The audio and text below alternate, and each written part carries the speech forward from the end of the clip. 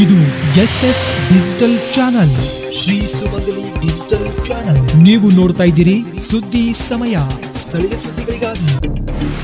ಸುದ್ದಿ ಸಮಯದ ಪ್ರಾಯೋಜಕರು Mahalakshmi jewellers, gold hub, main road, Kalaburagi.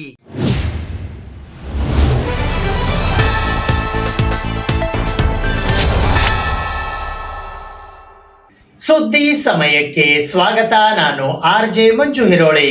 Kalaburagi ಜಿಲ್ಲಾಡಳಿತದ ವತಿಯಿಂದ ಇಂದು ಹಮ್ಮಿಕೊಳ್ಳಲಾಗಿದ್ದ ಶ್ರೀ ಮಹರ್ಷಿ ವಾಲ್ಮೀಕಿ ಜಯಂತ್ಯೋತ್ಸವ ಕಾರ್ಯಕ್ರಮದ ಅಂಗವಾಗಿ ಕಲಬುರಗಿ ನಗರದ ಸರ್ದಾರ್ ವಲ್ಲಭಭಾಯ್ ಪಟೇಲ್ ವೃತ್ತದಲ್ಲಿ ಶ್ರೀ ಮಹರ್ಷಿ ವಾಲ್ಮೀಕಿಯವರ ಭಾವಚಿತ್ರದ ಭವ್ಯ ಮೆರವಣಿಗೆಗೆ ಕಲಬುರಗಿ ಮಹಾನಗರ ಪಾಲಿಕೆಯ ಪೂಜ್ಯ ಮಹಾಪೌರರಾದ ವರ್ಷಾ ರಾಜೀವ್ ಜಾನೆ ಅವರು ಡೊಳ್ಳು ಬಾರಿಸುವ ಮೂಲಕ ಚಾಲನೆ ನೀಡಿದರು. ಕಲಬುರಗಿ ಜಿಲ್ಲಾಡಳಿತದ ವತಿಯಿಂದ ಇಂದು ಕಲಬುರಗಿ ನಗರದ ಡಾಕ್ಟರ್ SM ಪಂಡಿತ್ ರಂಗಮಂದಿರದಲ್ಲಿ ಶ್ರೀ ಮಹರ್ಷಿ ವಾಲ್ಮೀಕಿ ಜಯಂತ್ಯೋತ್ಸವ ಕಾರ್ಯಕ್ರಮ ಹಮ್ಮಿಕೊಳ್ಳಲಾಗಿತ್ತು.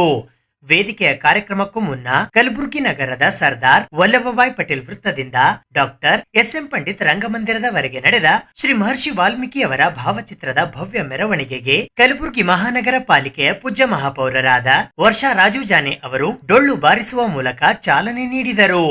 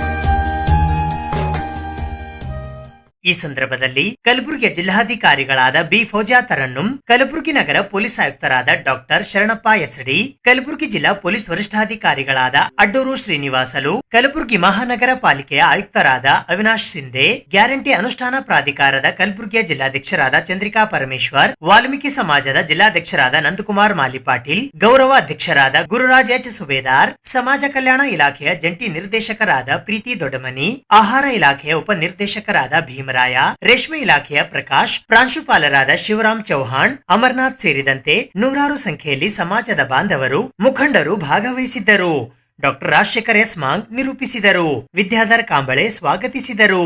ರಾಮಾಯಣ ಮಹಾಕಾವ್ಯದ ಮೂಲಕ ಜೀವನದ ಮೌಲ್ಯಗಳನ್ನು ತಿಳಿಸಿಕೊಟ್ಟವರು ಮಹರ್ಷಿ ವಾಲ್ಮೀಕಿಯವರು ಎಂದು ಕಲಬುರಗಿ ದಕ್ಷಿಣ ಮತಕ್ಷೇತ್ರದ ಶಾಸಕರಾದ ಅಲ್ಲಮಪ್ರಭು ಪಾಟೀಲ್ ಅವರು ಹೇಳಿದ್ದಾರೆ. ಇಡೀ ವಿಶ್ವಕ್ಕೆ ರಾಮಾಯಣ ಮಹಾಕಾವ್ಯದ ಮೂಲಕ ಭರತಖಂಡದ ಸಂಸ್ಕೃತಿ, ಸಂಸ್ಕಾರ ಮತ್ತು ಮಾನವೀಯ ಮೌಲ್ಯವನ್ನ ತಿಳಿಸಿಕೊಟ್ಟ ಮೊದಲ ಮಹಾಕವಿ ವಾಲ್ಮೀಕಿಯವರಾಗಿದ್ದಾರೆ ಎಂದು ಕಲಬುರಗಿ ದಕ್ಷಿಣ ಮತಕ್ಷೇತ್ರದ ಶಾಸಕರಾದ ಅಲ್ಲಮಪ್ರಭು ಪಾಟೀಲ್ ಅವರು ಹೇಳಿದ್ದಾರೆ. ಅವರು ಮಂಗಳವಾರ ಕಲಬುರಗಿ ನಗರದ ಡಾಕ್ಟರ್ SM ಪಂಡಿತ್ ರಂಗಮಂದಿರದಲ್ಲಿ ಕಲಬುರಗಿ ಜಿಲ್ಲಾಡಳಿತ, ಜಿಲ್ಲಾ ಪಂಚಾಯತ್ ಕಲಬುರಗಿ, ಸಮಾಜ ಕಲ್ಯಾಣ ಇಲಾಖೆ, ಮಹಾನಗರ ಪಾಲಿಕೆ ಕಲಬುರಗಿ ಹಾಗೂ ಕನ್ನಡ ಮತ್ತು ಸಂಸ್ಕೃತಿ ಇಲಾಖೆಯ ಸಂಯುಕ್ತ ಆಶ್ರಯದಲ್ಲಿ ಆಯೋಜಿಸಿದ್ದ ಶ್ರೀ ಮಹರ್ಷಿ ವಾಲ್ಮೀಕಿ ಜಯಂತ್ಯೋತ್ಸವ ಕಾರ್ಯಕ್ರಮದಲ್ಲಿ ರಾಮಾಯಣದ ರಚನೆಕಾರನ ಭಾವಚಿತ್ರಕ್ಕೆ ಪುಷ್ಪಾರ್ಚನೆ ಸಲ್ಲಿಸುವುದರ ಮೂಲಕ ಕಾರ್ಯಕ್ರಮ ಉದ್ಘಾಟಿಸಿ ಅವರು ಮಾತನಾಡಿದರು. ವಾಲ್ಮೀಕಿ ಅವರ ರಾಮಾಯಣ ಮಹಾಕಾವ್ಯ ದೇಶದ ಸಾಹಿತ್ಯಕ್ಕೆ ಅತ್ಯುನ್ನತ ದೊಡ್ಡ ಕೊಡುಗೆಯಾಗಿದೆ. ರಾಜನೀತಿ, ರಾಜಧರ್ಮ, ಮಾನವೀಯ ಮೌಲ್ಯ, ಸಂಸ್ಕಾರ, ಸಂಸ್ಕೃತಿ ಕುರಿತು ಹಾಗೂ ಮಾನವರೆಲ್ಲರೂ ಒಂದೇ ಎಂಬ ಸಂದೇಶ ನೀಡಿದ ವಾಲ್ಮೀಕಿಯವರ ತತ್ವದಂತೆ ಅಕ್ಷರ ಮತ್ತು ಸಂಸ್ಕಾರ ಕಲಿಯೋಣ, ಶಿಷ್ಟರನ್ನು ರಕ್ಷಿಸುವ, ದುಷ್ಟರನ್ನು ಶಿಕ್ಷಿಸುವ ಕೆಲಸ ಮಾಡಬೇಕಿದೆ ಎಂದು ಅವರು ಅಭಿಪ್ರಾಯಪಟ್ಟರು. ವಿಶೇಷವಾಗಿರ್ತಕ್ಕಂಥ ಮಾತನ್ನು ಗೊತ್ತಿದೆ. ಮಹರ್ಷಿ ವಾಲ್ಮೀಕಿಯವರು ಈ ಜಗತ್ತಿಗೆ ಮೊಟ್ಟ ಮೊದಲೇ ಒಳ್ಳೆಯ ಸಂದೇಶ, ಒಳ್ಳೆಯ ಸಂಸ್ಕೃತಿ, ಧರ್ಮದ ದಾರಿಯನ್ನು, ದುಷ್ಟರನ್ನ ಸಂಹಾರ ಮಾಡಿ ಶಿಷ್ಟರನ್ನ ರಕ್ಷಣೆ ಮಾಡಿ ಧರ್ಮ ಸ್ಥಾಪನೆ ಮಾಡಿರ್ತಕ್ಕಂಥ ಪುಣ್ಯಾತ್ಮ ಮಹರ್ಷಿ ವಾಲ್ಮೀಕಿ ಜಯಂತಿಯನ್ನು ನಾವು ಪಾಲ್ಗೊಂಡಿದ್ದೇವೆ. ಇವತ್ತು ಭಾರತದ ಸಂಸ್ಕೃತಿ ಮತ್ತು ಭಾರತ ದೇಶ ಇಡೀ ವಿಶ್ವದಲ್ಲಿ ತಲೆ ಎತ್ತಿ ನಿಲ್ಲಬೇಕಾದ್ರೆ ಒಂದೊಂದು ಸಂದರ್ಭದಲ್ಲಿ ಫಾರಿನರ್ಸ್ ಬಂದ್ರೆ ಭಾರತ ದೇಶಕ್ಕೆ ವಿಮಾನದಿಂದ ಇಳಿದ ತಕ್ಷಣ ಆ ಚಪ್ಪಲಿಯನ್ನು ಕೈಯಲ್ಲಿ ಹಿಡಿತಕ್ಕಂಥ ಪರಿಸ್ಥಿತಿ ನಾವೆಲ್ಲ ಬಹಳಷ್ಟು ಕಥೆಗಳೆಲ್ಲ ಕೇಳಿದ್ದೀವಿ. ಅದು ಯಾಕೆ ಮಹರ್ಷಿ ವಾಲ್ಮೀಕಿಯವರು ಕೊಟ್ಟಿರ್ತಕ್ಕಂಥ ರಾಮಾಯಣದಂಥ ಒಂದು ಇತಿಹಾಸವನ್ನು ಬರೆದು ಮೊದಲೇ ಏನಪ್ಪಂದ್ರೆ ಭಾರತಕ್ಕೆ ಜನರಿಗೆ ಪರಿಚಯ ಮಾಡಿಕೊಟ್ಟು ವಿಶ್ವದಲ್ಲಿ ಹೆಸರನ್ನ ಮಾಡಿರ್ತಕ್ಕಂಥ ಒಂದು ಮೃಗತತ್ವದಿಂದ ಮಾನವತೆ ಕಡೆಗೆ ಬಂದು ಜೀವನ ಮೌಲ್ಯವನ್ನು ಜಗಕ್ಕೆ ಸಾರಿದ ಮಹರ್ಷಿ ವಾಲ್ಮೀಕಿ ಮಹಾನ್ ಸಂತ. ಇಂದು ನಾವೆಲ್ಲರೂ ಪೂಜಿಸುವ ಗೌರವಿಸುವ ರಾಮಾಯಣ ಕಾವ್ಯ ತಮಗೆಲ್ಲ ಗೊತ್ತಿದೆ. ರಾಮಾಯಣ ಮಹಾಭಾರತ ನಡೆದಾಗ, ರಾಮಾಯಣ ವಿಶೇಷ ನಡೆದಾಗ, ಟಿ ವಿಯಲ್ಲಿ ಧಾರಾವಾಹಿ ಬಂದಾಗ ಎಲ್ಲ ಹಳ್ಳಿಯಲ್ಲಿ ಹೆಣ್ಮಕ್ಳು ಟಿ ವಿ ಪೂಜೆ ಮಾಡಿ ದೀಪ ನಮ್ಮ ಮೂರ್ಬತ್ತಿ ಬೆಳಗ್ಗೆ ಕೂತು ನೋಡ್ತಿದ್ರು. ಅಷ್ಟೊಂದು ಗೌರವವನ್ನು ಮಹರ್ಷಿ ವಾಲ್ಮೀಕಿ ಬರೆದಿರ್ತಕ್ಕಂಥ ಒಂದು ರಾಮಾಯಣದ ಪರಿಚಯ ನಮಗೆಲ್ಲ ಆಗಿದೆ. ಅಂಥ ಒಂದು ರಾಮಾಯಣವನ್ನು ಗೌರವಿಸ್ತಕ್ಕಂಥ ಮಹಾಕಾವ್ಯವನ್ನು ಮೊದಲಿಗೆ ಸಂಸ್ಕೃತದಲ್ಲಿ ರಚಿಸುವ ಮೂಲಕ ಭಾರತೀಯ ಸಾಹಿತ್ಯ ಕ್ಷೇತ್ರಕ್ಕೆ ಅನ್ಯೋನ್ಯವಾದಂಥ ಕೊಡುಗೆಯನ್ನು ನೀಡಿರ್ತಕ್ಕಂಥ ವಾಲ್ಮೀಕಿಯವರನ್ನು ನಾವೆಲ್ಲರೂ ಕೂಡ ಸದಾ ಸ್ಮರಿಸ್ತಕ್ಕಂಥದ್ದು, ಮರೆಯದೇ ಇರ್ತಕ್ಕಂಥ ಅಚ್ಚರಿ ಇದೆ. ಭಾರತದ ಪ್ರತಿಯೊಬ್ಬ ಮನುಷ್ಯನಲ್ಲಿ ಕೂಡ ಉಳಿದಿರ್ತಕ್ಕಂಥ ಒಂದು ಇತಿಹಾಸ.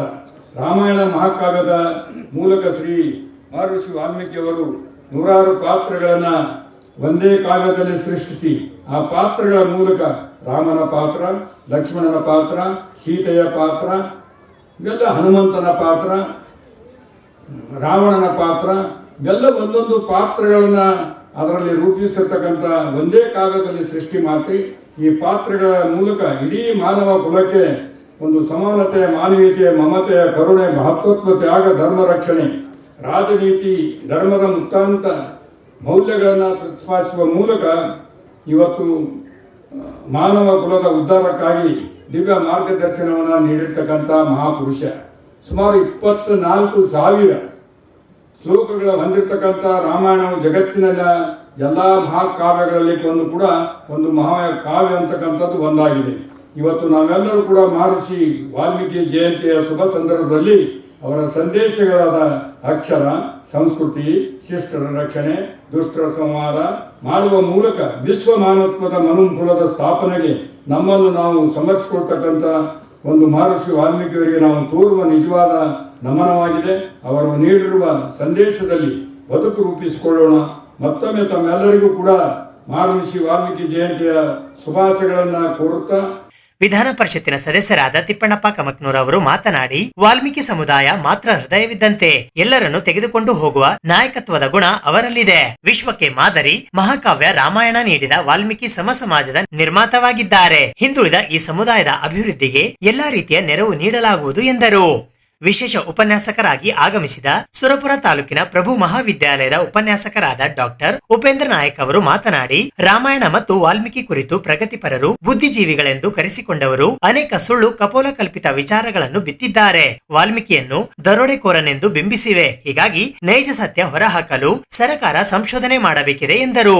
ಪಾಶ್ಚಿಮಾತ್ಯ ರಾಷ್ಟ್ರಗಳು ಇಂದು ನಮ್ಮ ದೇಶದ ಆಚಾರ ವಿಚಾರ, ಸಂಸ್ಕೃತಿ, ಸಂಸ್ಕಾರ ಅರಿಯಲು ಉತ್ಸುಕರಾಗಿದ್ದಾರೆ. ಅಂದರೆ ಅದಕ್ಕೆ ಕಾರಣೀಭೂತರು ವಾಲ್ಮೀಕಿ. ಆದರೆ ನಾವು ನಮ್ಮ ಸಂಸ್ಕೃತಿಯನ್ನೇ ಮರೆತು ನಮ್ಮತನವನ್ನು ಬಿಟ್ಟು ಪಾಶ್ಚಿಮಾತ್ಯ ಸಂಸ್ಕೃತಿಗೆ ಮಾರು ಹೋಗಿದ್ದು ದುರ್ದೈವದ ಸಂಗತಿ. 24,000 ಶ್ಲೋಕ, 7 ಕಾಂಡ ಒಳಗೊಂಡ ರಾಮಾಯಣದ ಮೂಲಕ ವಾಲ್ಮೀಕಿಯವರು ವಿಶ್ವಕ್ಕೆ ವಸುದೈವ ಕುಟುಂಬಕಂ ಪರಿಕಲ್ಪನೆ ನೀಡಿದವರಾಗಿದ್ದಾರೆ. ಇಂತಹ ವಾಲ್ಮೀಕಿ ಸಮಾಜ ಇಂದು ನಾಯಕತ್ವ, ರಾಜಕೀಯ ಒಗ್ಗಟ್ಟಿನ ಕೊರತೆ ಅನುಭವಿಸುತ್ತಿದೆ ಎಂದರು. ಕಲಬುರಗಿ ನಗರದ ನಾಗನಹಳ್ಳಿ ರಿಂಗ್ ರಸ್ತೆಯ ಸಮೀಪದಲ್ಲಿ ಇರುವ ಭಾರತೀಯ ಜನತಾ ಪಕ್ಷದ ಕಾರ್ಯಾಲಯದಲ್ಲಿ ಇಂದು ಶ್ರೀ ಮಹರ್ಷಿ ವಾಲ್ಮೀಕಿ ಜಯಂತ್ಯೋತ್ಸವ ಕಾರ್ಯಕ್ರಮ ಆಚರಿಸಲಾಯಿತು. ಕಲಬುರಗಿ ನಗರದ ನಾಗನಹಳ್ಳಿ ರಿಂಗ್ ರಸ್ತೆಯ ಹತ್ತಿರವಿರುವ ಭಾರತೀಯ ಜನತಾ ಪಕ್ಷದ ಕಚೇರಿಯಲ್ಲಿ ಇಂದು ಶ್ರೀ ಮಹರ್ಷಿ ವಾಲ್ಮೀಕಿ ಜಯಂತ್ಯೋತ್ಸವ ಕಾರ್ಯಕ್ರಮವನ್ನ ಆಚರಿಸಲಾಯಿತು. ಈ ಸಂದರ್ಭದಲ್ಲಿ ಭಾರತೀಯ ಜನತಾ ಪಕ್ಷದ ಕಲಬುರಗಿ ನಗರ ಜಿಲ್ಲಾಧ್ಯಕ್ಷರಾದ ಚಂದು ಪಾಟೀಲ್, ಗುರುರಾಜ್ ನರಿಬೋಳ್, ಶರಣಪ್ಪ ತಳವಾರ್, ಲಿಂಗರಾಜ್ ಬಿರಾದಾರ್, ಮಹದೇವ್ ಬೆಳಮಗಿ, ಶಿವಯೋಗಿ ನಾಗನಹಳ್ಳಿ, ಧರ್ಮಣ್ಣ ಇಟಗ, ಸಂತೋಷ್ ಹಾದಿಮನಿ, ದೇವು ಜಮಾದಾರ್, ಅವಣ್ಣ ಮ್ಯಾಕೇರಿ, ವಿದ್ಯಾಧರ್ ಮಂಗಳೂರೆ, ರಾಜು ಮನ್ವರ್, ಅರವಿಂದ್ ನಾಯಕ್, ಸಿದ್ದಾಜಿ ಪಾಟೀಲ್, ಜಗಪ್ಪ, ದೇವೇಂದ್ರ, ಗುಂಡಪ್ಪ, ಕಲ್ಯಾಣಿ ಸೇರಿದಂತೆ ಇತರೆ ಅನೇಕ ಜನ ಬಿಜೆಪಿಯ ಮುಖಂಡರುಗಳು ಹಾಗೂ ಕಾರ್ಯಕರ್ತರು ಉಪಸ್ಥಿತರಿದ್ದರು.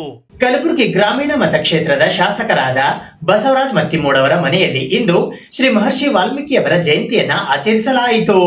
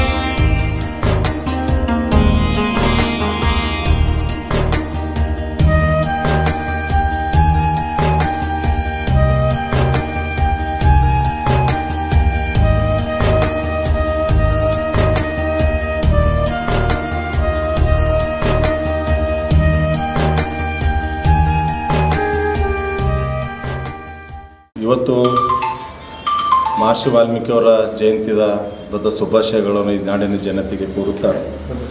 ಮಹರ್ಷಿ ವಾಲ್ಮೀಕಿಯವರು ಜನಿಸಿದ ದಿನವನ್ನೇ ವಾಲ್ಮೀಕಿ ಜಯಂತಿ ಎಂದು ಆಚರಿಸಲಾಗುತ್ತದೆ. ಪ್ರತಿ ವರ್ಷ ವಾಲ್ಮೀಕಿ ಜಯಂತಿಯನ್ನು ಅಶ್ವಿನ ಮಾಸದ ಹುಣ್ಣಿಮೆಯ ದಿನದಂದು ನಡೆಸಲಾಗುತ್ತಿದೆ. ಅಶ್ವಿನಿ ಮಾಸದ ಹುಣ್ಣಿಮೆಯ ದಿನದಂದು ಅಂದರೆ ಶೇಗಿ ಹುಣ್ಣಿಮೆಯ ದಿನದಂದು ಶ್ರೀರಾಮನ ಜೀವನ ಚರಿತ್ರೆಯನ್ನು ವಿವರಿಸಿದ್ದು, ರಾಮಾಯಣವನ್ನು ಬರೆದಂಥ ಮಹಾನ ಮಹರ್ಷಿ ವಾಲ್ಮೀಕಿಯವರು ಜನ್ಮದಿನವಾಗಿ ವಾಲ್ಮೀಕಿ ಜಯಂತಿಯನ್ನು ನಡೆಸಲಾಗುತ್ತಿದೆ. ಸನಾತನ ಸಂಪ್ರದಾಯಕ್ಕೆ ಸೇರಿದವರು ಈ ದಿನದಂದು ಮಹರ್ಷಿ ವಾಲ್ಮೀಕಿ ಅವರಿಗೆ ಪೂಜೆಯನ್ನು ಸಲ್ಲಿಸುವ ಮೂಲಕ ಇಡೀ ನಾಡಿನ ಜನತೆಗೆ, ವಿಶೇಷವಾಗಿ ಮಹರ್ಷಿ ವಾಲ್ಮೀಕಿಯ ಜಯಂತಿಯನ್ನು ಶುಭಾಶಯ ಕೋರಲಿಕ್ಕೆ ಬಯಸ್ತಾ ಇದ್ದಾರೆ. ಸುದ್ದಿ ಇನ್ನೂ ಇವೆ, ಸದ್ಯಕ್ಕೆ ಬ್ರೇಕ್. ಇದು SS ಡಿಜಿಟಲ್ ಚಾನಲ್, ಶ್ರೀ ಸುಮಂಗಲಿ ಡಿಜಿಟಲ್ ಚಾನಲ್. ನೀವು ನೋಡ್ತಾ ಇದ್ದೀರಿ ಸುದ್ದಿ ಸಮಯ, ಸ್ಥಳೀಯ ಸುದ್ದಿಗಳಿಗಾಗಿ. ಸುದ್ದಿ ಸಮಯದ ಪ್ರಾಯೋಜಕರು Mahalakshmi jewellers, gold hub, main road, Kalaburagi.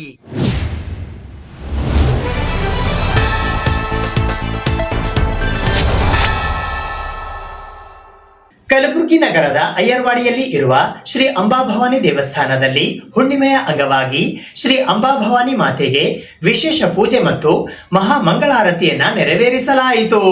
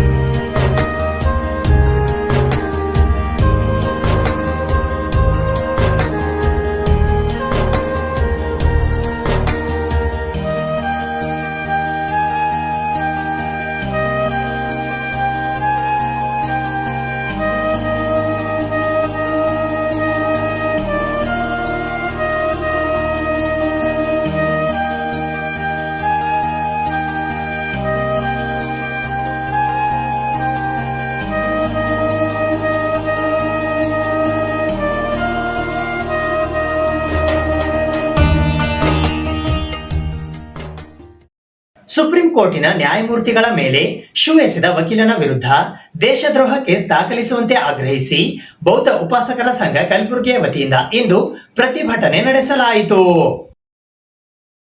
Supreme ಕೋರ್ಟಿನ ನ್ಯಾಯಮೂರ್ತಿ BR ಗವಾಯಿಯವರ ಮೇಲೆ ಶೂ ಎಸೆದ ವಕೀಲರ ಮೇಲೆ ದೇಶದ್ರೋಹ ಕೇಸ್ ದಾಖಲಿಸಿ ಕಾಣದ ಕೈಗಳನ್ನು ಪತ್ತೆ ಹಚ್ಚಲು ಆಗ್ರಹಿಸಿ ಬೌದ್ಧ ಉಪಾಸಕರ ಸಂಘ ಕಲಬುರಗಿಯ ವತಿಯಿಂದ ಇಂದು ಕಲಬುರಗಿ ನಗರದ ಜಿಲ್ಲಾಧಿಕಾರಿಗಳ ಕಚೇರಿಯ ಎದುರು ಪ್ರತಿಭಟನೆ ನಡೆಸುವ ಮೂಲಕ ರಾಷ್ಟ್ರಪತಿ ದ್ರೌಪದಿ ಮುರ್ಮು ಅವರಿಗೆ ಮನವಿ ಪತ್ರವನ್ನ ಸಲ್ಲಿಸಲಾಯಿತು. ಈ ಪ್ರತಿಭಟನೆಯಲ್ಲಿ ಮಲ್ಲಪ್ಪ ಹೊಸಮನಿ, ಅರ್ಜುನ್ ಭದ್ರೆ, ಹನುಮಂತ್ ಬೋಧನ್ಕರ್, ಎಬಿ ಹೊಸಮನಿ, ರಾಜ್ಕುಮಾರ್ ಕಪನೂರ್, ದಿನೇಶ್ ದೊಡ್ಡಮನಿ, ದೇವೇಂದ್ರ ಸಿನ್ನೂರ್, ಪ್ರಕಾಶ್ ಮೂಲಭಾರತಿ, ಅರ್ಜುನ್ ಗೊಬ್ಬೂರ್ ಸೇರಿದಂತೆ ಇತರೆ ಅನೇಕರು ಉಪಸ್ಥಿತರಿದ್ದರು.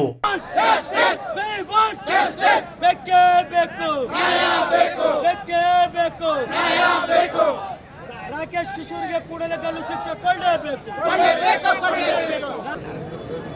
BR ಗವಾಯಿ ಅವರ ಮೇಲೆ ಸುಯಶೋಧರ ಮುಖಾಂತರ ಆತನು ಸಂವಿಧಾನಬದ್ಧವಾಗಿರ್ತಕ್ಕಂಥ ಗೌರವ ಸ್ಥಾನಕ್ಕೆ ಅವಮಾನ ಮಾಡಿರ್ತಕ್ಕಂಥದ್ದು ಮತ್ತು ಸಂವಿಧಾನಕ್ಕೆ ಅವಮಾನ ಮಾಡಿರ್ತಕ್ಕಂಥದ್ದು ಅದು ಬೆಳಗ್ಗೆ 11 ಗಂಟೆಗೆ ನಡೆದಿರ್ತಕ್ಕಂಥದ್ದು. ಇಲ್ಲೆಲ್ಲರೂ ಏನಪ್ಪ ಅಂದರೆ ಜಾತ್ಯತೀತವಾಗಿ ಇವತ್ತೇನು BR ಗವಾಯಿ ಅವರ ಮೇಲೆ ಮಾಡಿರ್ತಕ್ಕಂಥ ಏನು ಅವಮಾನಕರವಾದ ಘಟನೆ ಅದ, ಈ ಘಟನೆ ಹಿಂದೆ ಇವತ್ತು ಮುಖ್ಯವಾಗಿ ಇದು ಏನಂತಂದರೆ 2ನೇ ಸಲ ನಡೆದಿರ್ತಕ್ಕಂಥದ್ದು ನ್ಯಾಯಾಲಯದ ಇತಿಹಾಸದಲ್ಲಿ. ಮೊದಲೇ ಇವತ್ತೇನಪ್ಪ ಅಂದರೆ ಅವನಿಗೆ ಅರೆಸ್ಟ್ ಮಾಡಿರ್ತಕ್ಕಂಥದ್ದು, ಅರೆಸ್ಟ್ ಮಾಡಲಾರ್ದೆ ಇವತ್ತು ನ್ಯಾಯಾಲಯಕ್ಕೆ ನ್ಯಾಯಯುತವಾಗಿರ್ತಕ್ಕ ಗೌರವವಾಗಿರ್ತಕ್ಕಂಥ ನ್ಯಾಯಾಧೀಶರ ಮೇಲೆ ಅವಮಾನ ಮಾಡಿದಾಗ ಅದಕ್ಕೆ ಯಾವುದೇ ವಿಚಾರಣೆ ಇಲ್ಲದೆ ಯಾವುದೇ ಏನಿಲ್ಲದೇನಪ್ಪ ಅಂದರೆ ಶಿಕ್ಷೆಗೆ ಒಳಗಾಗಿರ್ತಕ್ಕಂಥದ್ದು ಸಂವಿಧಾನದ ಕಾನೂನು ಅಡಿಯಲ್ಲಿ ಇರ್ತಕ್ಕಂಥದ್ದು. ಅದಕ್ಕಾಗಿ ಅವನ ಮೇಲೆ ಮರಣದಂಡನೆ ಅಂತ ಒಂದು ಕೇಸನ್ನು ದಾಖಲಿಸಬೇಕಂತೇಳಿ ಇವತ್ತು ನಾವು ಎಲ್ಲರೂ ಕೂಡ ಏನಪ್ಪ ಅಂದರೆ ಒಂದು ಬೃಹತ್ ಪ್ರತಿಭಟನಾ ಮೆರವಣಿಗೆಯನ್ನು ಮಾಡ್ತಾ ಇದ್ದೇವೆ. ಈ ಮೆರವಣಿಗೆಯನ್ನು ಇವತ್ತೇನಪ್ಪ ಅಂದರೆ ಈ ಮೆರವಣಿಗೆಯಲ್ಲಿ ಭಾಗಿಯಾಗಿರ್ತಕ್ಕಂಥ ಎಲ್ಲ ಪ್ರಗತಿಪರ ವಿಚಾರವಂತರು, ಬುದ್ಧಿವಂತರು, ಬುದ್ಧಿಜೀವಿಗಳು ಎಲ್ಲರೂ ಭಾಗವಹಿಸೋದಕ್ಕಾಗಿ ಈ ಸಂಘಟನೆ ಪರವಾಗಿ ನಾವು ತಮ್ಮೆಲ್ಲರಿಗೆ ಧನ್ಯವಾದಗಳು ಹೇಳುತ್ತಾ ಈ ಒಂದು ಮನವಿ ಪತ್ರವನ್ನು ಮಾನ್ಯ ಜಿಲ್ಲಾಧಿಕಾರಿಗಳ ಮುಖಾಂತರ ರಾಷ್ಟ್ರಪತಿಯವರಿಗೆ ರವಾನೆ ಮಾಡಲಾಗುತ್ತದೆ. ಮನವಿ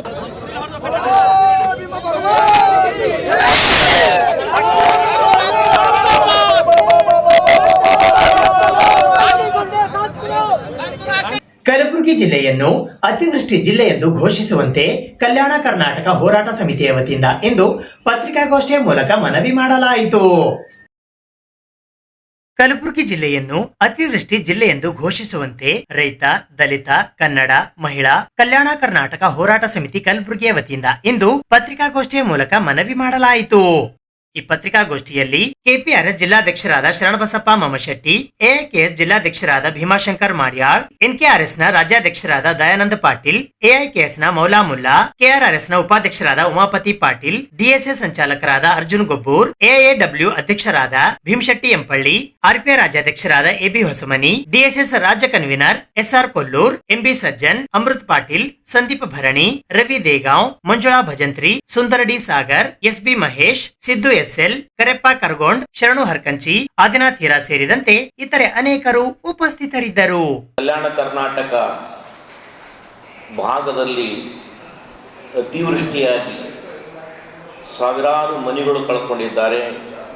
ತೊಗರಿ ಹೋಯಿತು, ಉದ್ದು ಹೋಯಿತು, ಹೆಸರು ಹೋಯಿತು, ಸೂರ್ಯಪಾನ ಹೋಯಿತು, ಹೀಗೆ ಖರೀಫ್ ಬೆಳೆ ಎಲ್ಲ ಹೋಯಿತು.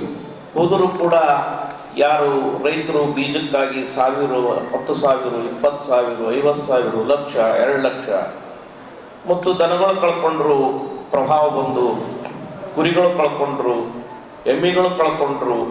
ಇಷ್ಟಾದರೂ ಕೂಡ ಇವತ್ತಿಗೂ ಕೂಡ ಸರ್ಕಾರ ಸ್ಪಂದಿಸಿಲ್ಲ. ಘೋಷಣೆ ಮಾಡಿದೆ, ಆದರೆ ಇನ್ನೂ ಪರಿಹಾರ ರೈತರಿಗೆ ಸಿಕ್ಕಿಲ್ಲ.